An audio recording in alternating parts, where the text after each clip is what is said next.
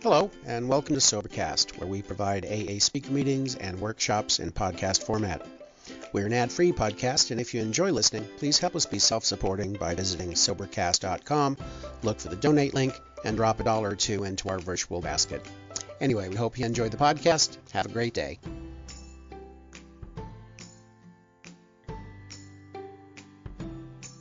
I'm sorry I can't see you. I had a stroke in 79. I paid the price of losing my eyesight.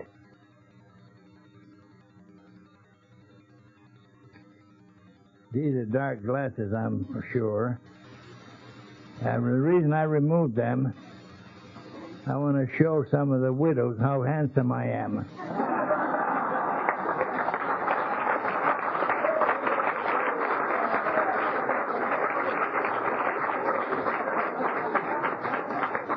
That's AA talk. Blow your own horn. I'm very grateful to people who thought of bringing me here, and also grateful for the ones that brought me here today, Bill. And he had an honor guard with him, 2 women to guard me. Anyway, I'm very grateful for that. And my name is Charlie B. Last name I'm not supposed to say, but I will. I'm not ashamed of it anymore, nor afraid of anonymity. My full name is... Yes, it's a hell of an English name to hang on an Irishman. And by the grace of God, I am sober alcoholic for many light years ago. Good afternoon, my dear friends. And please bear with me. Someone said that I was sober 48 years, which is true, and they didn't think I was old enough.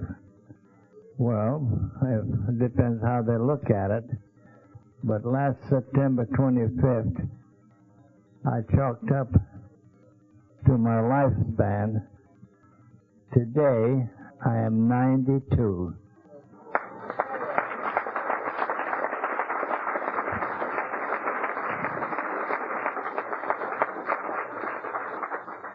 Now, don't worry, widows, I'm self-supporting. In spite of my blindness, and of course another one you should know, because if you don't, you'll find out when we get together. I have a broken hip, too. Outside of that, I'm sound. Well, I love to hear people laugh. You see, I don't give out drunkalogs. But I'd give you something, a little bit in the book, which I had an honor and guidance of my higher power to write in the big book. And some of it is not in the big book as yet. I'm going to pass it on to you. How to live a happy, sober, and permanent life. I'm as an example. Now, if anybody having trouble living a sobriety, why, all you have to do is my suggestion, come up to Charlie and ask me how I did it. How did I stay sober 48 years uninterrupted? Huh? And I'm only too glad to tell you how I done it. But you'll find my written down on the first page of the big book after you turn the first hardcover. Well, we put down there, on these pages, we put down precisely how we achieved our recovery. It's in that book. precisely, worded precisely. So you can follow. Like also, we wrote on the very top line in the portion chapter 5, was been read here a little while ago, how it works. Rarely have we seen a person fail who has thoroughly followed our path. Just follow Charlie's footsteps. You'll never go wrong. And you will live to 92 and over 40 years of sobriety by the time you get there. Yeah. I think I'm a pretty fair example, a living example. There's no maybe about it. See, my friends, what I lived through, you will have to live through to achieve not only sobriety, but a heavy daily life. You see, you'll have to get out of a state of confusion, which you are in right now, most of you. When I had eyesight, and I spoke in many places, I used to watch expression on your faces. And I can almost tell whether you liked my talk or you'd wish I'd shut up. You see? So when you're around the table at the meetings, I suggest you will learn something by watching the person across the table from you. Was discussing or drunk along or whatever the case may be under discussion at that particular meeting, and you will learn more than you can realize. Oh, yes. Expression on a person's face is just like a mirror. Excuse me. Yes. Now, you see, I'm a little bit different from most of you people. In every way, except one way I have something in common. I have a disease of alcoholism, and that's it. That's the only thing. You see, I call you earth people, because you were born on earth. I wasn't. You see the difference? I wasn't born on earth. I came on this planet, but I was born on the water. Yeah. On the edge of a tornado in the Atlantic Ocean. Yeah. But they did bring me on to earth at the Brooklyn Hospital. And the one mistake they made, I think, they put the card of identification and called me the Atlantic Orphan. By rights, I think it'd be better off they called me Water Boy. Yes, my friend. My mother fell down the stairway of the rough hurricane weather when the ship was anchored within a 3-mile limit of the United States, opposite Ellis Island, which is known as Quarantine Anchorage. And she lost her grip coming down the stairway. By the time she got down to the bottom deck, her back was broken and I was born, and she died. The difference is, I never had a home environment. I didn't have an opportunity, chance to sit on mother's lap. No. Incidentally, some of you wonder what happened to father. Yes. My father was in the Navy, stationed at that time aboard his ship, USS Maine in Guantanamo Bay. And real shortly after that, I don't know whether he knew he had a son or not, but the ship was dynamited. The history will tell you, remember the Maine. And he went down with all hands aboard with his ship. So now you see the difference between me and you? I didn't enjoy home environment. I never had a home. Oh yeah. New York State provided me with New York State Orphan Asylum, just outside of Brooklyn, about 40 miles, until I was 12. Then I decided I'm going to take off and see the world, and I did. You know, I've been going ever since, and they hadn't found me yet. Ain't that wonderful, huh?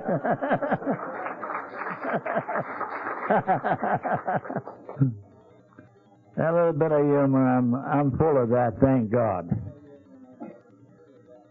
Humor, I mean. I don't mean BS. I don't mean beautiful sunshine, stuff like that, you know. Well, anyway, I run across a boarding house with an Irish widow who run a boarding house, and she befriended me. And I stayed with her until I was almost 17, and then I joined the Navy. And that's where another career was started. That's another story, a long one, too. With a lot of wars involved in that. And after they brought me from that ship I was born, why, when I became Earthman, I also became an alcoholic later on. But during the World War II, I learned a lot about alcohol because I had to use it. Not internally, but in torpedoes. That was our power. Yeah, we used grain alcohol to propel torpedoes during the World War I. That's a little novelty for you to know. Of course, we had no electronics wizards in those days. But nevertheless, I suppose if I fell overboard, I'd propel by like a torpedo too. I was so full of myself. I was a gin lover, a gin hound, I should say, and a lover of rum. Now, I've heard so many drunkalogs at different meetings. You know, I attended quite a few meetings in these 48 years. Don't you think? Oh, yeah.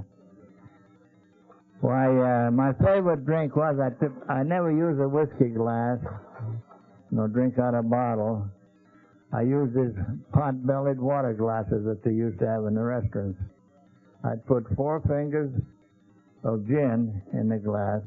In the meantime, I'd warm up in a saucepan a mug full of hot rum. I'd throw that in and wash it down with a mug full of hot rum on top. Then I'd stand in front of the mirror and watch the color change in my face. And then I'd gasp for breath and then wonder, will I ever breathe again? I did. Oh, yeah, I did. Well, that's enough of that.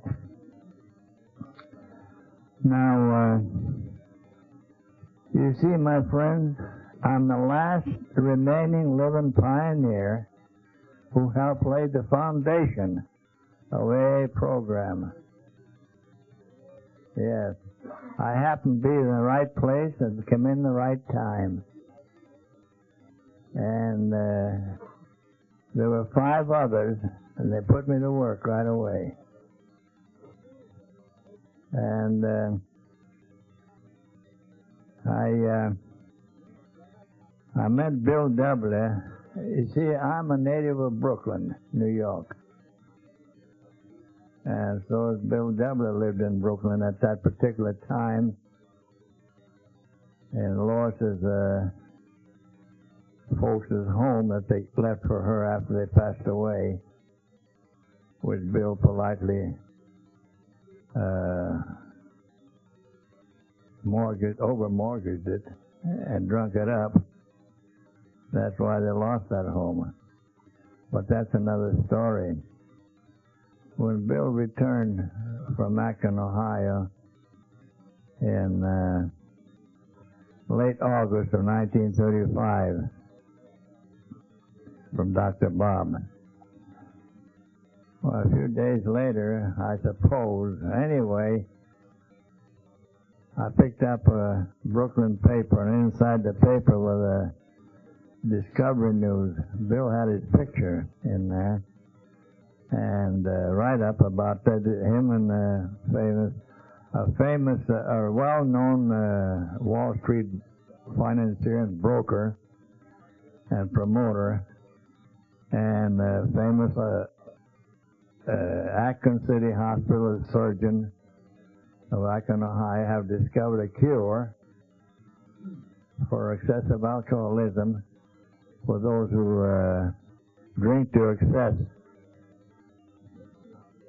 Well, that word cure got me curious, because by that time I was already sober by myself 22 months. How did I get sober? Well, we'd have to go back for it briefly. I have to take you back to 1933. There was when New Year came around, and of course in the yard and offices, we all had bottles of all sorts of alcohol, all kind of brands and colors and taste. We call it Christmas cheer, just a week before Christmas. So everybody went around the yard with a quart bottle in the coat pocket, giving a Christmas cheer wherever he met. So they usually stop at my office, they give me Christmas cheer, and I give them that mine. I had a bottle on my desk. They helped themselves. Well, make a long story short, I took on a little more Christmas cheer than I intended to, because I don't remember 1933 Christmas coming and 1933 Christmas gone. I don't remember 1934 New Year coming. I don't remember it gone. Started with Christmas cheer. Well, now, I don't know if you call that an alcoholic or not. I don't know what you call it. But anyway, that's what happened. Until the first part of the January, I heard the rap in 34. I heard the rap on the door, and I answered, "It's open, come in." And a great big Marine, 6'2", with armband, MP on there, military police. And he addressed me by my name, says, "I'm ordered to escort you to the CO's office." Commanding officer's office. And I was in my skivvies, so he said, "Will you please get dressed?" I said, "Yes, sir." I got dressed. He says, "Am I under arrest?" He says, "Not yet." So I came down there, and the old Captain King was CO at that time. Later, during the World War II, became Admiral. And we all advanced during the World War II. And his face looked worse than mine. He was bloated like a spoiled fish.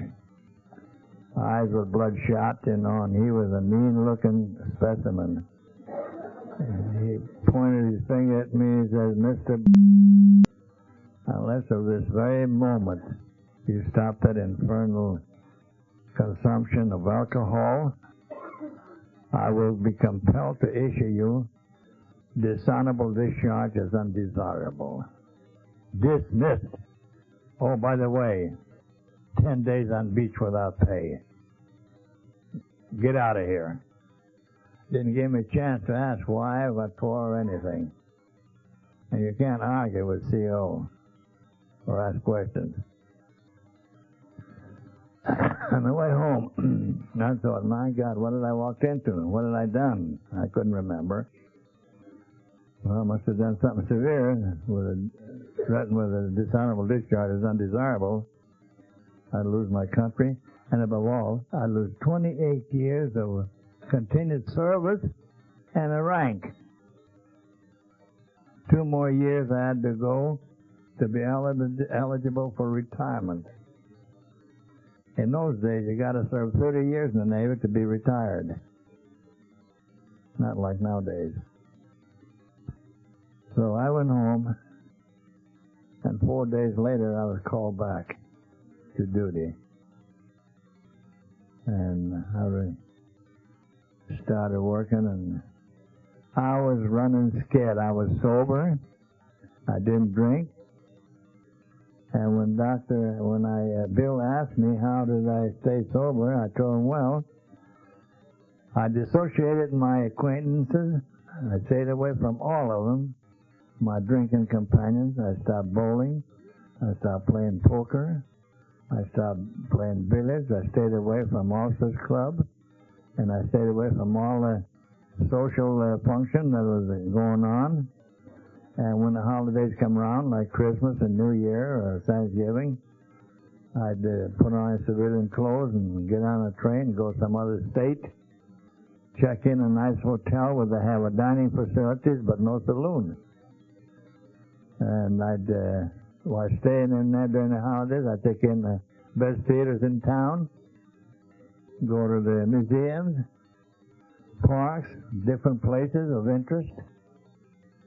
And after a holiday, I returned back to Brooklyn, sober and sane. That's how I started to stay sober from the beginning. See? Dissociate yourself from all the drinking cronies. Well, Bill told me, I can't do nothing for you. I told him, yeah, but I'm miserable. I'm running scared. For fear that somebody misinformed CO, and I will get that dishonorable discharge. Somebody will tell a lie that they smell breath on me or smell alcohol on my breath or something. So the bill strongly advised me to go see Dr. Bob in Akron, Ohio. He's the only man can help you. I can't help you. If you was drunk, he says, I could help you. I can take you home and give you a clean shirt and stuff, and bath, and feed you good, and good place to sleep. But he said, you're sober, I can't help you. So Bill couldn't help me, but he painted Dr. Bob so highly that I decided, well, I'll go see that man. So, and that's in late August, and early September, I finally took leave of absence and went to Akron, Ohio. I met Dr. Bob. He told me that I acquired a disease, no cure for it. And he also told me what to do, what not to do. Make a long story short, he took all my fear away from me by explaining the situation as the only doctor, only he knew.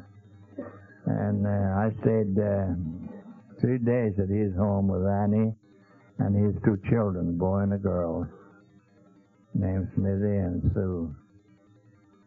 And after 3 days, Bill Judson was to the third man in the book, Akron attorney. That sobered up, third man in the book. They were together. Now, I don't think that some of you alcoholics would accept AA on the condition Dr. Bob designed from the start. Dr. Bob had very good access to all alcoholics because they come to a hospital after a hangover or whatever they happen to have, blackouts and such. So Dr. Bob used to have him pay for room and board, but he didn't charge him anything for his work. Well, anyway, he had a better access than anyone else, and he had a better success too. But after he sobers up on alcohol, he brings him home And him, Dr. Bob, and Bill Dudson, the third man in the book, the attorney, they'd have a special room upstairs. They'd take him in that room, which they invited me to be as the innocent observer, so to speak. And the ritual, they had a ritual there. They make this fellow get down on his knees and repeat the Lord's Prayer that Dr. Bob and Bill would say. And they had told him to repeat it in unison. So if you don't, then he's not accepted. But if he does, repeat that and promise that he'd go to the church school AA meetings 3 times a week. We had no book, in those days yet. We hadn't even started writing yet in 35. How lucky you people are, only don't realize it. You got all kinds of books on the subject of alcoholism. You got a big book of Alcoholics Anonymous. There's everything, all the directions and instruction written right in there because I helped to write it. And you people just, I don't know if you even flip the pages. Some of the people I know, by their own admittance, it's laying somewhere on the shelf gathering dust and cobwebs. And that book is not cut out for that purpose. It's to read. How many times have I heard at these AA meetings around the table, discussion, and some joker would say, "Oh, I haven't got no drinking problem anymore. It's living problem that I have." How in the world did they live when they were drinking, huh? They didn't live, they existed. You know. I know. Living problem. What a joke. I don't see how in the world they get enough nerve to come out and say that. They got a big book with all instructions. And besides, let me remind you of something you have. That's full of pearls of wisdom is those pamphlets. They're for free. That's where wisdom is, in those pamphlets. Look some over, take them home, and read them, and reread them. And someday you'll say, Charlie was right. I know. I help with all those things. Besides laying a foundation for the program, I help clean that path for alcoholics to walk on. And then I did more. After that path was completed, I went around and put little plaques on the right-hand side all along that path with a plaque, with a little arrow pointing forward path. And I put an inscription on those plaques. This is a path leads to faith that works.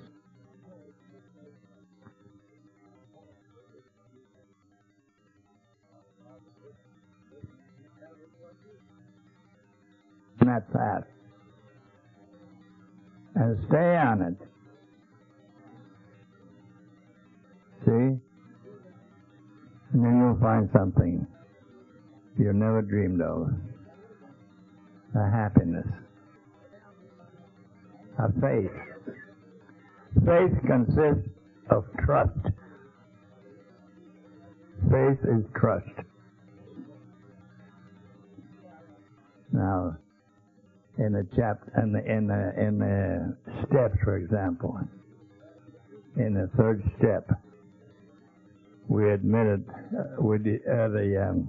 made a decision to turn our will and our life over the care of God as understand Him, as we understand Him. All you have to do is just step aside, let Him go ahead. You ain't got no will. You just give it away. and just be a follower instead of a pusher. Problem with modern alcoholics nowadays, they push themselves. They want, out of AA, they want things too fast, too soon. Yeah. They want a lot. And too soon. It can't be done. It cannot be done. Any more than anybody wants to have a sunrise right at this time of day. You can't do it. You got to wait till the morning for the time of the sun to rise. See, my friends? So you see, your instructions, your directions, all in a big book of Alcoholics Anonymous. Please, for your sake, read it and learn. And you will enjoy sobriety much better. Sobriety is just the beginning. It's just a scratch on the surface. See? Now, a little while ago, the secretary asked for newcomers to serve so many days or whatever. I would like to offer a small suggestion. I thought, well, Dr. Bob, newcomers to serve so many days or whatever. I would like to offer a small suggestion. I thought, well, Dr. Bob is the one that put that name on me. I'm the backbone. But those newcomers that are sitting around here today is the new blood that AA program needs. After they reach 25, 30, 35 years, they become a backbone then. Not before, but we need new blood. And those very same people that are here today, this afternoon here, they're needed. Needed very much. They're the new blood. That's what keeps the AA going. That's as new members. Now, I'm not going to last forever. Matter of fact, some of my AA members around Lake County out there, they even tell me, Charlie, you live too damn long. Yeah, it seems to me like I'm crowding somebody. Because, and I don't blame them in a way, because every meeting comes up, and they start griping about hardship they go through. I usually bring a book to them, big books, but not reading, like I did to you people a little while ago. Read the big book. There's all the knowledge in there. There's ladies in here, I hope they will agree with me. When you prepare food, at times you use certain recipes that you like. Am I right? Okay. For God's sake, your recipes in the big Alcoholics Anonymous book for your happy sobriety. That's your recipes right in there. I helped to write it. Now your recipe, ladies, it works. And your food comes out beautifully. Tasty. Delicious. So is your sobriety, my friends, members of the fellowship. Read those directions in the big book of Alcoholics Anonymous. That we work so hard. So hard. You have all that information, which we didn't. From 1935 till 1939, there was no book. How did we survive, huh? Did any of you ask how those pioneers, six of us started first, and little by little, after we started in 1937, we decided to write a big book. And we accumulated a little more members. True. But they're members like today. They didn't stay very long. Today members want to experiment. Want the old can of beer ain't going to hurt me. What the heck, huh? And 1 6-pack is gone. I go get another 6. and comes back another 6-pack home, somehow, and unknowingly to them what they swear about, half a gallon of vodka in the other hand. Follow them home. Started with a can of beer, hot weather. Alcoholic, as I wrote in chapter 3, alcoholic will always be alcoholic. You cannot make a social drinking. I ought to know. I'm the first alcoholic. I had all of you here. Some of you wasn't even born when I was an alcoholic. So you see, I know what I'm talking about, and I'm here to help you. Now, for the benefit of those newcomers, I'm going to give you interpretation of 3 first steps. Excuse me. That I suggest you stay with until you learn more about AA program and how it functions. Now, you take step 1. We admitted we're powerless over alcohol, that our life become unmanageable.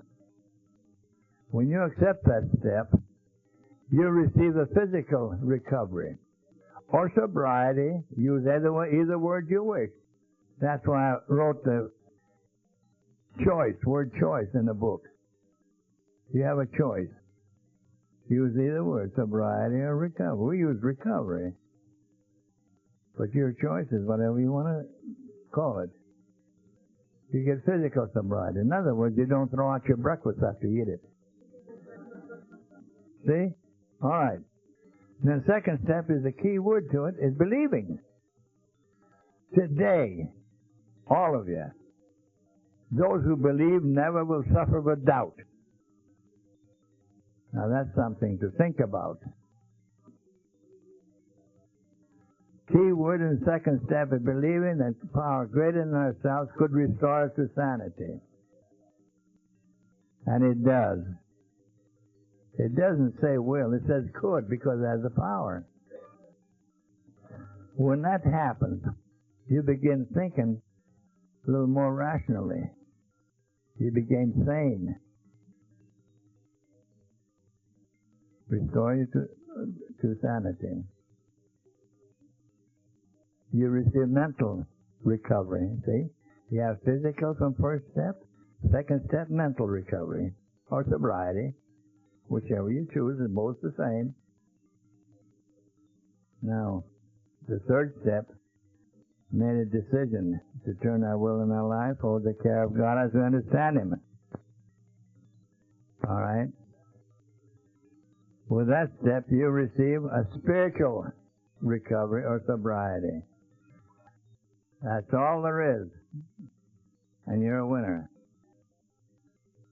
Physical, mental, and spiritual.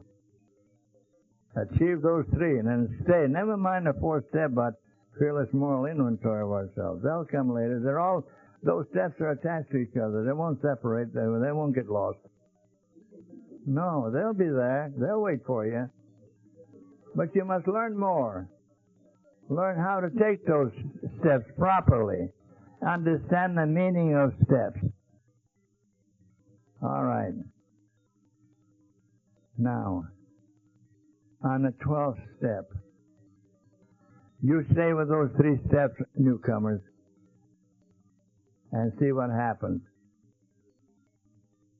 You'll improve much faster. And you become more solid members of AA fellowship. Matter of fact, it'll surprise you. Try it. All I ask you is try it for newcomers. That'll work with short-timers too. They'll have a year or 2. Try that for size and see what change you will receive. Now we got steps out of the way. Now there's traditions. There's tradition, the group unity tradition. Where they come from. You know, you have 12 suggested steps for recovery. You got 12 traditions, 12 concepts of world service. We didn't have none of those things. And here I am standing before you, sober, for 48 uninterrupted years, beautiful years.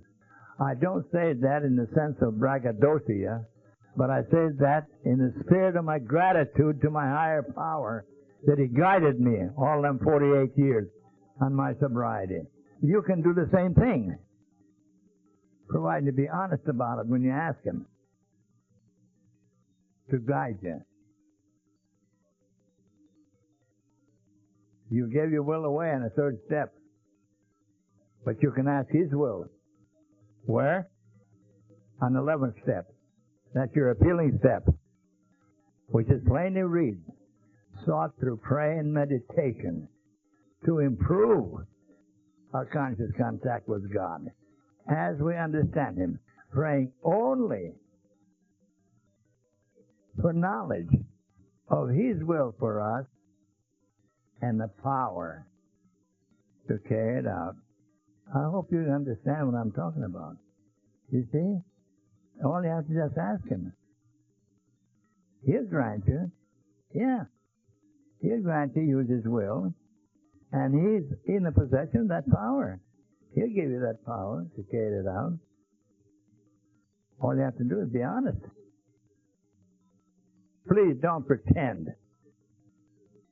There's so many pretenders I used to meet when I had eyesight. But now as I can't see, I know there's plenty of them yet. And there's the one that gripe about how hard it is to maintain sobriety. The 11th step. Simple. Very simple. All right. And traditions, for example. Now, on the 12th tradition, well, first tradition, it plainly states that our common welfare should come first. There's so many, when a newcomer comes in, they go all out, gives enthusiastic to help a newcomer. And possibly they only had a few months of their own sobriety. They haven't got enough to give to anything or anybody. Still, they were so over enthusiastic to help a newcomer instead of helping hinder them. So, first tradition plainly states, our common welfare should come first. So before you start helping anyone else, get something for yourself first, that you have something to give. Then go ahead. Then on a 12th step, which plainly states about anonymity is a spiritual foundation of all our traditions, ever reminding us to place principles before personalities. How many people here present, raise your right hand if you know, what is the principles that you place before personality? What are they? Anybody knows what they are? Does anybody know how many they are, those principles? How are you going to place principles when you don't know what they are? Huh? Oh, I'm going to give it to you, so you will know from now on what the principles are, main principles. There's 3 principles that attach to tradition of group unity and a 12th step, a 12th tradition rather. All right? The principle of recovery that embodies 12 steps as a principle of unity, preservation of unity, that embodies 12 traditions. As a principle of service, that means performing service, becoming trusted servant, putting something service in AA for what little you take out. There's your three traditions: recovery, unity, and service. Now, remember those. And you know where they came from? Those three principles came from three legacies that our co-founders left for you to live by and guide you. Three legacies: recovery, unity, and service. All right. Remember that. Try. And I suggest you write it down when you get home, because someday it'll come in handy. There are two sets of principles in AA. What are the others? No, I met more. A lot of people don't know. You don't know because you don't read the big book. You don't read the other literature, darn it. How could you know? It's printed there. There's two sets of principles. The other principles attached to 12 suggested steps. How many? No, not 12. No, not even 6 principles. But only 5. 5 principles control 12 steps. On the 12th step, and the finishing, it says, and practice these principles in all our affairs. How in the world are you going to practice principles when you don't know what they are? Huh? Think about it. So learn what they are, and I'll tell you where you'll find them. And learn them. In the little book, 24-hour book, turn to a page, September 16th, and you'll find explanation, definition, and what each principle represent what step. Then you know what you're practicing in your everyday life. What kind of principle? See? Those people have a 24-hour little book. I repeat, page, September 16th. Study it, read it and study it, and try to remember it. Because they are important principles of the 12 suggested steps of recovery. Now, I'm giving you something that you couldn't get it any other way until I disclosed and told you where to find a complete interpretation, the meaning of each and every principle, and what step they represent. See? I could tell you, but I'm not going to. You read it and find out for yourself. You people expect too much too soon. I'm glad I came. And I came here for the purpose to help you people to get improvement of your daily life, because you're entitled to it. You're dragging your feet. Get up and walk. Walk straight. And you can do that as long as you're honest with yourself. Now, you'll find that where I wrote, it demands rigorous honesty. Look it up in Webster Dictionary, what that rigorous means. Maybe that ought to help you. I could tell you, but I'm not going to. I want you to find out. Yeah. I'm giving you something for nothing. And it'll work. It'll work. Everything will work. Now, one thing I'm so grateful for in this AA fellowship, there's so many young people coming in. In my days, the youngest ones we had is 40 years old. And they didn't stay very long. Well, now, first 100, after we wrote the book, after the book came out, we had 100 sober alcoholics. It took us 5 years to accumulate those 100. But you see, those 100, not in that one group like here tonight or this afternoon. They were scattered around 8 different states in the East. Yeah.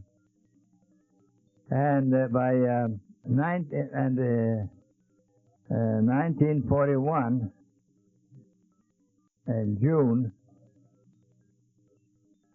out of 100, when I went to New York, General Service Office, to take over, there were only 42 living sober. You see how they stayed? Today, a year ago, last October, last month, and be correct, October 2nd. You see, Bill W.'s wife, widow, Lois, and I, we have something in common. She's the oldest Al-Anon living. We were born same year, 1891. I was born in September. She was born in October. And every year we got together, her and I, and Chuck Chamberlain at Laguna Beach sometime, and some others, we celebrated our birthdays. So this last year, she invited me to Bedford Hills, a stepping stone estate where she lives, for a birthday party. And she wrote to me, she invited 100 32-year or older old-timers to attend her birthday party. Well, when I arrived there and met her, and she says, "Oh, you know what, Charlie?" says, "I sure bit off more than I could chew." I says, what is it? You need some help?" "No," she said, "you're here. That's the hell I needed now." And she said, "I've just invited 100, and there's over 300 arrived." So she says, I had in a hurry rent a circus tent to feed them all, and caterers, extra caterers, feed those 300 people. And 6 foreign nations represented. They came of their own accord to pay her respect by their presence. So there's only, they set her up high about, she decided that in 2 sessions, couldn't get all in one room or hall, so we'll have a first session meeting, and then we go to lunch, and then after lunch, the second session would, those that didn't have meat will meet. And she'll preside at the meeting, and she was sitting up there, and she said, "I'll be very generous, my friends. I'm glad all you came, but there's so many of you. I had decided that in order to keep this meeting in orderly fashion, all those members over 32 years of sobriety may speak 2 minutes. I'll be generous."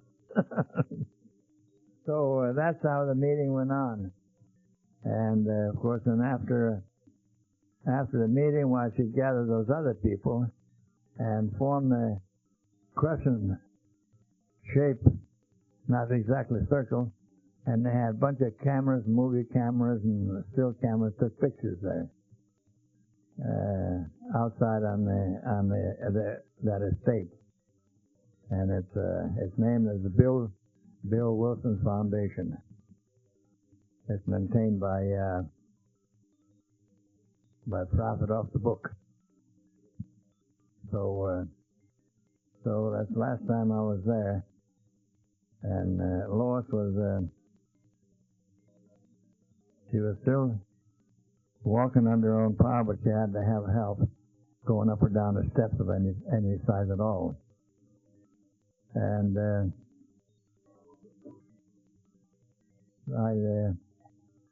I had, let's see, I'm overtime now, ain't I? I can't afford to pay overtime because I'm not that rich. Well, anyway, I think I helped you people about enough, because if I didn't, you can always call me back. I'll try give you some more hallelujahs now and then, because some of you do need it. My members in Lake County out there, a lot of them object to my method of throwing a book at them. Well, I present a book, I don't throw, but they accuse me of throwing at them.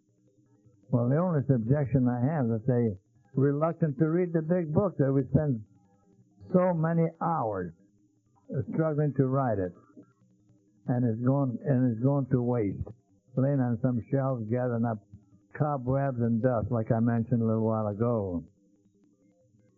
It's for your benefit, for your improvement of your everyday living, and also improvement of your health. Think about that. And you get such improvement, you may live as long as Charlie. Said as if you liked it to live that long. However, I had my checkup last Thursday.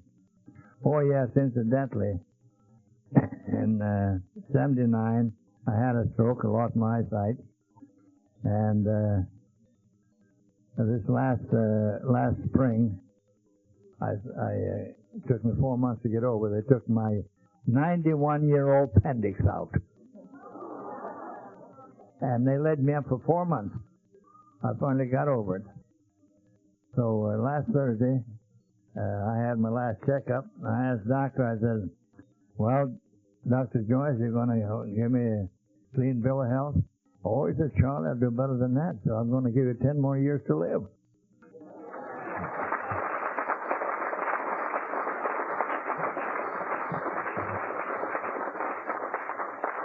So you see, my friends, you're stuck with Charlie whether you like him or not. All right, now I'm going to give you one of my best pearls of wisdom. What is AA way of life besides being sober? That's another thing a lot of you don't know. But you will after now, because I'll tell you. The AA way of life is a successful living, is a journey to simplicity. And simplicity leads to triumph over your confusion. When you reach to that point,